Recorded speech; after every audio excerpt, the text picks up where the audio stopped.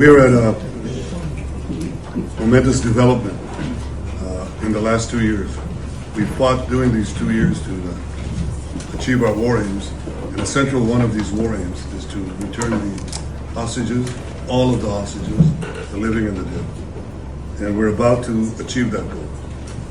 We couldn't have achieved it without the extraordinary help of President Trump and his team, Steve Witkoff and Jared Kushner.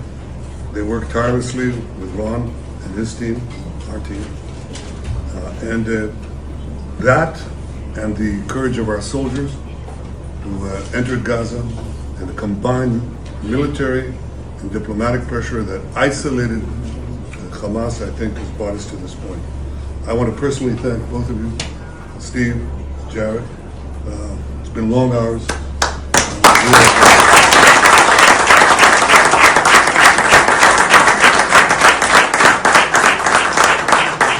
You worked around the clock, but not only worked. I think you put in your brains and your hearts, and we know that it's for the benefit of Israel and the United States, for the benefit of decent people everywhere, and for the benefit of these families who will finally get to be with their loved ones.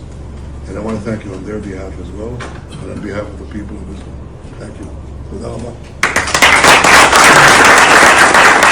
Obviously, bringing the hostages home it's been a priority for President Trump for a very, very long time, and we've all worked very tirelessly to do that. But I really want to say that this all would not have been possible without the bravery of the IDF and the soldiers, what they've accomplished not just in Gaza, but also what they've done in the theater over the last couple of years to eliminate Hezbollah in the north and really degrade them.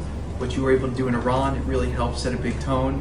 But particularly seeing the way that your citizen army, I know a lot of you, probably all of you, have family, friends who were in this effort, really put your sacrifices on the line to fight for your country and to try to make a difference. I think that made a very, very big difference in there. And I want to just give a very, very special thanks to Prime Minister Netanyahu, who really did an incredible job with this and did a great job with the negotiations. You held your lines firm, and I think that between you and President Trump, you had a lot of alignment on what the end state should be. The hard job was the Prime Minister's.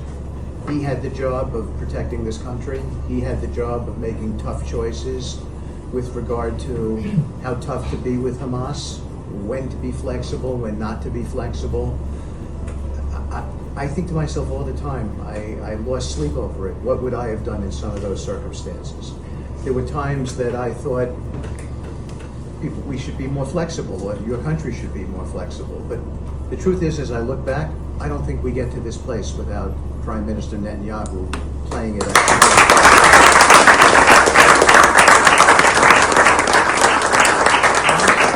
And I'm not just saying that. They're not just words. The president believes that. My president believes it. He believes that Prime Minister Netanyahu made some very, very difficult calls, and lesser people would not have made those calls. And here we are today because Hamas had to, they had to do this deal. The pressure was on them, they were backed up, and you've got the bigger army, you were making inroads, and that's what led to this deal.